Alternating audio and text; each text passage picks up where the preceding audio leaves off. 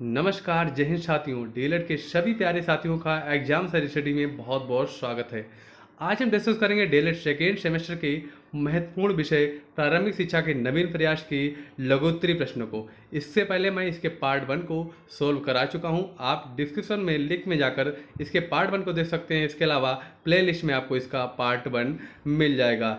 इसके अलावा आप सभी वीडियो की पीडीएफ चाहते हैं तो हमारे Telegram group exam sir study में जुड़ जाएं, जिससे आपको इसके अलावा अलग से इम्पोर्टेंट भी पीडीएफ उसमें मिलती रहती हैं, जो कि आप टेलीग्राम में जाएंगे, सर्च करेंगे एग्जाम सर स्टडी। इसके अलावा आप सर्च नहीं कर पा रहे हैं तो आपको इसमें डिस्क्रिप्शन में लिंक भी दे दूंगा। चलते हैं अपने पहले क्वेश्चन की ओर। हमारा पहला क्वेश्चन क्या देख लेते हैं।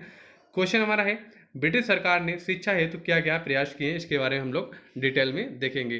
ब्रिटिश सरकार ने शिक्षा हेतु क्या प्रयास किए, इसको हम जान लेते हैं। सन 1765 ईस्वी तक कंपनी की शिक्षा नीति प्रारंभिक शिक्षा देने तक सीमित रही। यानी कंपनी जो है 1765 ईस्वी तक सिर्फ प्रारंभिक शिक्षा पर यानी कि प्राथमिक शिक्षा पर ध्यान देती थी। इसके बाद देख लेते हैं, किंतु इसके उपरांत उसकी शिक्षा नीति में परिवर्तन हुआ और उच्च शिक्षा की संस्थाएं स्थापित की गई। इसके बाद उच्च शिक्षा की ओर इसने ध्यान दिया है और इसने कुछ संस्थाएं स्थापित की। उन संस्थाओं के नाम देख लेते हैं। इस हेतु 1781 में कलकत्ता मदरसा, इसको याद रखेंगे, कलकत्ता मदरसा की स्थापना कब हुई आप याद बताएंगे, 1781 में। तथा 1791 में बनारस संस्कृत कॉलेज की स्थापना की गई। एक ही भी क्वेश्चन बनेगा कि बनारस संस्कृत कॉलेज की स्थापना कब की गई थी, 1791 में। चलिए आगे देख लेते हैं। फोर्ट विलियम कॉलेज की स्थापना तत्कालीन गवर्नर जनरल लॉर्ड वेलेस्ली द्वारा सन 1800 में कलकत्ता नगर में की गई। अब इस क्वेश्चन एक और बन गया है, फोर्ट विलियम कॉलेज की स्थापना कब हुई, 1800 में, और किसने की थी, लॉर्ड वेलेस्ली द्वारा। चलते हैं अपने नेक्स्ट पॉइंट पर आगे देख लेते हैं। यह कॉलेज आगे देख लेते हैं, यह कॉलेज कंपनी के असैनिक कर्मचारियों के लिए था। कौन सा था, ये फोर्ट विलियम कॉलेज वाला। चलते हैं आगे। और उनको भारतीय भाषाओं, हिंदू, मुस्लिम एवं भारतीय इतिहास की शिक्षा प्रदान करना था। तथा अंत में सन 1818 में पूना संस्कृत कॉलेज की स्थापना की गई। पूना संस्कृत कॉलेज की स्थापना कब की गई, 1818 ईस्वी में। चलेंगे नेक्स्ट पॉइंट पर। पॉइंट क्या दिया है, नेक्स्ट हमारा क्वेश्चन आ जाता है। क्वेश्चन हमारा है, बाल शिक्षा अधिकार के अंतर्गत निःशुल्क शिक्षा उपलब्ध कराने पर सरकारी व्यय प्रतिवर्ष कितना बढ़ेगा। क्योंकि निःशुल्क शिक्षा वाला पार्ट 1 में हमने सोल्व कराया है, जो कि आपका क्या था, 45 अनुच्छेद का में आता है। एक 21 का में भी आता है निःशुल्क शिक्षा। इसमें क्या होता है, 6 से 12 वर्ष के बच्चों को निःशुल्क शिक्षा प्रदान की जाएगी, जो कि हमारे संविधान में भी लागू हो चुका है। देख लेते हैं इसमें क्या दिया है। बाल शिक्षा अधिकार के अंतर्गत सभी को मुफ्त शिक्षा उपलब्ध कराने पर सरकारी व्यय प्रतिवर्ष 12,000 करोड़ का भार बढ़ेगा। यानी कि 6 से 14 वर्ष वाले बच्चों को अगर निःशुल्क शिक्षा दी जाएगी तो प्रतिवर्ष जो भार है 12,000 करोड़ का आएगा। चलेंगे अपने नेक्स्ट क्वेश्चन की ओर। हमारा नेक्स्ट क्वेश्चन क्या देख लेते हैं। क्वेश्चन हमारा है, बाल शिक्षा अधिकार अधिनियम के अंतर्गत क्या निजी ट्यूशन की छूट रखी गई है। इसके बारे में आपको डिटेल में बताना पड़ेगा अगर क्वेश्चन आपका परीक्षा में आ जाएगा। ये क्वेश्चन आपकी सभी परीक्षाओं से मैंने उठाए, बहुत इंपॉर्टेंट है। सभी साथी ध्यान से देखेंगे। अगर आपको वीडियो पसंद आया तो वीडियो को लाइक करें और सभी अपने दोस्तों में शेयर कर देंगे। देख लेंगे इसके आंसर को। सरकारी स्कूलों में गुणवत्ता युक्त शिक्षा उपलब्ध कराने के लिए कई प्रावधान किए गए हैं। देख लेते हैं क्या प्रावधान है। शिक्षकों को निजी ट्यूशन चलाने की छूट नहीं होगी, ठीक है। साथ ही शिक्षकों को गैर शिक्षण गतिविधियों में भी शामिल होने से रोका जाएगा। बिल्कुल सही बात है, सरकार ने लागू किया है कि अगर कोई शिक्षक सरकारी स्कूल में पढ़ा रहा है तो वो निजी ट्यूशन नहीं पढ़ा पाएगा, क्योंकि अगर वो निजी ट्यूशन पढ़ाने में ध्यान देगा तो बच्चों को स्कूल में नहीं पढ़ाएगा। इसके अलावा गैर शिक्षण गतिविधियों में भी नहीं शामिल हो सकेगा। ये एक अच्छा नियम है। चलेंगे अपने नेक्स्ट क्वेश्चन की ओर। क्वेश्चन हमारा क्या देख लेते हैं। क्वेश्चन हमारा है, कलकत्ता मदरसा की स्थापना का उद्देश्य क्या था। यानी कि जो कलकत्ता मदरसा बनाया गया था उसका उद्देश्य क्या था, क्योंकि अंग्रेजों ने कुछ अपने उद्देश्य से बनाए थे। देख लेते हैं। कलकत्ता मदरसे की स्थापना का मुख्य उद्देश्य इस्लाम धर्म तथा मुस्लिम कानूनों की शिक्षा देकर अंग्रेज न्यायाधीशों के लिए मुस्लिम सलाहकार तैयार करना था। यानी कि अंग्रेजों ने इसमें भी अपनी चाल चला दी थी, क्योंकि जो अंग्रेज जो न्यायाधीश थे उनको एक सलाहकार चाहिए थे, वो भी पढ़े लिखे होने चाहिए थे। इसलिए उन्होंने क्या, मदरसा की स्थापना की और मुस्लिम कानून की शिक्षा देकर उनको वो सलाहकार मिल गए थे, जिससे वो न्यायाधीशों को आसानी से काम कर सकते थे। चलेंगे अपने नेक्स्ट पॉइंट की ओर। हमारा नेक्स्ट क्वेश्चन क्या है देख लेते हैं। क्वेश्चन हमारा है, बनारस संस्कृत विद्यालय की स्थापना का उद्देश्य क्या था। अब आ जाते हैं हिंदू के ऊपर। वो मदरसा था मुस्लिम लोगों का था और ये हमारे हिंदू भाई के ऊपर है, वो मुस्लिम भाई को था। चलिए देख लेते हैं। बनारस संस्कृत विद्यालय की स्थापना का उद्देश्य मनुस्मृति पर आधारित हिंदू कानून की शिक्षा देकर अंग्रेज न्यायाधीशों के हिंदू सलाहकार तैयार करना था। यानी कि उन्होंने मुस्लिम को भी मतलब अपना सलाहकार बनाने के लिए मदरसा खोला था और हिंदू को भी संस्कृत विद्यालय खोल दिया। किस लिए? अपना सलाहकार बनाने के लिए। किसके लिए? क्योंकि उनके न्यायाधीश थे, उनको भी इनके यहाँ की संस्कृत या कोई भी फैसला देने के लिए हिंदू सलाहकार चाहिए थे, इसलिए उन्होंने इन विद्यालयों की स्थापना की थी। चलेंगे अपने नेक्स्ट क्वेश्चन की ओर। अगर फ्रेंड्स आप ध्यान से देखेंगे वीडियो, आपको दोबारा इसको देखना नहीं पड़ेगा, आपको हमेशा के लिए याद हो जाएगा। चलेंगे अपने नेक्स्ट क्वेश्चन की ओर। क्वेश्चन हमारा है, पूना संस्कृत कॉलेज की स्थापना किसकी सहायता से हुई और कब हुई? आपको इसको बताना है। इसकी स्थापना कब हुई? इसकी स्थापना सन 1821 में पूना के रेजिमेंट एल्फिंस्टन ने पेशवा के दक्षिण कोष की सहायता से पूना संस्कृत कॉलेज की स्थापना की।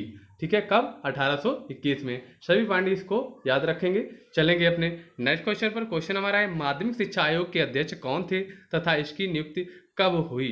देख लेते हैं। माध्यमिक शिक्षा आयोग के अध्यक्ष बहुत इंपॉर्टेंट पॉइंट है, सभी साथी याद रखेंगे। ये क्वेश्चन बहुत ज़्यादा आता है, ऑप्शनल में भी आ जाता है, अति लघुत्तरी में भी आ जाता है, लघुत्तरी में भी आ जाता है। माध्यमिक शिक्षा आयोग के अध्यक्ष डॉक्टर लक्ष्मण स्वामी मुदालियर थे। ठीक है, कौन थे? डॉक्टर लक्ष्मण स्वामी मुदालियर थे। देख लेते हैं, इस कारण इस आयोग को मुदालियर आयोग कहते हैं। किस कारण? क्योंकि इनके अध्यक्ष जो थे मुदालियर ही थे, इसलिए इनको मुदालियर आयोग कहते हैं। इसकी नियुक्ति 23 सितंबर 1952 को हुई थी। कब हुई थी? 23 सितंबर 1952 को हुई थी। चलेंगे अपने नेक्स्ट क्वेश्चन की ओर। क्वेश्चन हमारा क्या देख लेते हैं। क्वेश्चन हमारा है, मैकाले ने अपना विवरण कब प्रस्तुत किया? मैकाले ने अपना विवरण कब प्रस्तुत किया? देख लेते हैं। लॉर्ड मैकाले ने अपना परामर्श 2 फरवरी 1835 को लॉर्ड बेंटिंक के पास भेजा था। बहुत इंपॉर्टेंट क्वेश्चन है फ्रेंड्स, ये सारे आपको याद करने होंगे क्योंकि ऐसे ही क्वेश्चन परीक्षा में आते हैं। इसके बाद देख लेते हैं, इसी परामर्श को मैकाले विवरण पत्र कहा जाता है। लॉर्ड मैकाले ने अपना परामर्श 2 फरवरी 1835 को लॉर्ड बेंटिक के पास भेजा। किसके पास? लॉर्ड बेंटिक के पास भेजा। इसी परामर्श को मैकाले विवरण पत्र कहा जाता है। बहुत इजी आंसर है, सभी साथी याद कर लेंगे। देख लेते हैं अपने नेक्स्ट क्वेश्चन को। क्वेश्चन हमारा है, प्राच्य विवाद का अंत किस प्रकार हुआ? प्राच्य यानी कि जो कि आपकी प्राचीन शिक्षा थी, पहले की शिक्षा थी, उसको हम प्राच्य विवाद एक छिड़ गया था प्राच्य पाश्चात्य का, इसके बारे में हम लोग डिटेल में देख लेते हैं। ऑकलैंड ने निर्णय दिया कि यदि प्राच्य शिक्षा पर कुछ धन और व्यय कर दिया जाए तो प्राच्यवादी अपना आंदोलन स्थगित कर देंगे। क्योंकि इन्होंने क्या किया था? इन्होंने किया था कि जो सारा धन है पाश्चात्य शिक्षा पर यानी कि अंग्रेजी शिक्षा पर खर्च करने को बोल दिया था, और जो आंदोलनकारी थे, जो हम लोग थे, जो हमारे पूर्वज थे, वो लोग इस पर आंदोलन करने लगे थे क्योंकि हमारी जो सभ्यता थी, हमारी जो हिंदी थी, उसके विरुद्ध ये लोग जा रहे थे। आगे देख लेते हैं। अंत में तत्कालीन गवर्नर जनरल ऑकलैंड ने अपने विवरण पत्र में प्राच्यवादियों के प्रति वर्ष 31,000 रुपये की अतिरिक्त धनराशि देने की घोषणा की। ठीक है, मतलब प्राच्यवादियों को पढ़ाई के लिए 31,000 धन की अतिरिक्त देने की घोषणा की, जिससे क्या हुआ? इस घोषणा से प्राच्यवादियों का प्रसन्न कर दिया और फलस्वरूप क्या हुआ? लंबे समय से चले आ रहे विवाद का अंत हो गया।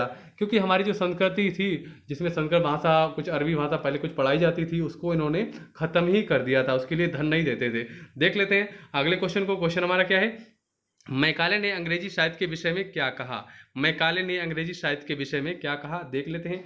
मैकाले ने अंग्रेजी साहित्य की महिमा का गुणगान किया है। बिल्कुल करेंगे, अंग्रेज अपनी भाषा का भी वैसे भी गुणगान किया ही करते थे, और कहा है कि अंग्रेजी की पुस्तकालय की एक अलमारी के बराबर समस्त संस्कृत एवं अरबी साहित्य है। यानी कि अगर अंग्रेजी का एक पुस्तकालय है, सिर्फ एक पुस्तकालय में सारा संस्कृत और अरबी समा जाएगा। उन्होंने मतलब संस्कृत और अरबी का उपहास किया था, जो कि हमारी प्राच्य भाषाएं थी, संस्कृत एवं अरबी। चलेंगे अपने नेक्स्ट क्वेश्चन की। क्वेश्चन हमारा क्या देख लेते हैं। हंटर कमीशन की कब और किसने नियुक्त की थी? हंटर कमीशन के बहुत इंपॉर्टेंट क्वेश्चन है, देख लेते हैं। लॉर्ड रिपन ने भारतीय शिक्षा की समस्या को दूर करने तथा जनसाधारण की शिक्षा का प्रसार करने के लिए 1882 में, कब? 1882 में भारतीय शिक्षा आयोग, जिसको भारतीय शिक्षा आयोग कहते हैं, उसी को हम हंटर कमीशन भी कहते हैं, की नियुक्त की।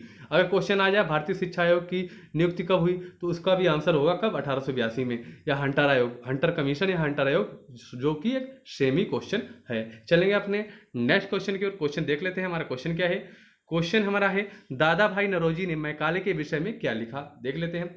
दादा भाई नौरोजी ने मैकाले की प्रशंसा करते हुए कहा था कि मैकाले भारत की उन्नति करना चाहता था। उसके इरादे नेक थे। उसने हमारी संस्कृत पर जो आरोप लगाए हैं उनको हमें उदारतापूर्वक लेना चाहिए, उसकी अज्ञानता के लिए हमें क्षमा करना चाहिए। क्योंकि इसमें जो लॉर्ड मैकाले था उसने क्या किया था, उसने पाश्चात्य शिक्षा यानी कि अंग्रेजी शिक्षा को बढ़ावा दे दिया था। अब फलस्वरूप ये परिणाम हुआ कि अंग्रेजी शिक्षा से हमारी शिक्षा में बहुत ज़्यादा सुधार आया। भले ही उसने अपने लिए किया था, लेकिन हमें भारतीयों को भी उसको बहुत ज़्यादा फायदा मिला। वही हमारे दादा भाई नौरोजी ने इसमें बताया है। चलते हैं अपने नेक्स्ट क्वेश्चन की ओर। क्वेश्चन हमारा क्या देख लेते हैं। क्वेश्चन हमारा है, क्या मैकाले को भारतीय शिक्षा का अग्रदूत माना जा सकता है? क्या मैकाले को भारतीय शिक्षा का अग्रदूत माना जा सकता है? इसका आंसर में हम देख लेते हैं। मैकाले को भारतीय शिक्षा का अग्रदूत माना जा सकता है। वह पहला अंग्रेज विद्वान था जिसके विचारों से प्रभावित होकर एक ऐसी सरकारी नीति निर्धारित हुई जिससे प्राच्य देख लेते हैं प्राच्य पाश्चात्य विवाद समाप्त हो गया और आधुनिक अंग्रेजी शिक्षा की नींव पड़ी। यानी कि जो प्राच्य पाश्चात्य विवाद था वो खत्म हो गया और बाद में आधुनिक अंग्रेजी शिक्षा की नींव पड़ गई, जिससे हमारे जो जो प्राचीन सभ्यताएं थीं वो तो कुछ सुधार हुआ ही, उसके अलावा जो हमारा विद्या का ज्ञान था सभी भारतीयों में सुधार हुआ। चलेंगे अपने नेक्स्ट क्वेश्चन की ओर। क्वेश्चन हमारा क्या देख लेते हैं। क्वेश्चन हमारा है, मैकाले का विवरण पत्र से क्या लाभ हुआ? मैकाले के विवरण पत्र से क्या लाभ हुआ देख लेते हैं। मैकाले के विवरण पत्र से भारत के लिए प्राच्य पाश्चात्य ज्ञान विज्ञान का द्वार खुल गया। यानी कि प्राच्य पाश्चात्य ज्ञान विज्ञान का द्वार खुल गया, क्योंकि अंग्रेजी भाषा को माध्यम के रूप में स्वीकृत किए जाने पर पाश्चात्य वैज्ञानिक ज्ञान भारतीयों के लिए सुलभ हो गया। यानी कि जो पाश्चात्य वैज्ञानिक थे, जो अंग्रेजी के वैज्ञानिक थे, उनके लिए ये पढ़ना या सब कुछ करना बहुत सुलभ हो गया। इसके हम बुरा परिणाम के बारे में नेक्स्ट क्वेश्चन में देख लेते हैं। क्या बुरे परिणाम पड़े? मैकाले की विवरण पत्र से क्या बुरा परिणाम हुआ देख लेते हैं इसके आंसर को। मैकाले ने विदेशी भाषा के माध्यम से पाश्चात्य सभ्यता को भारत में थोपने का प्रयत्न किया। किसको?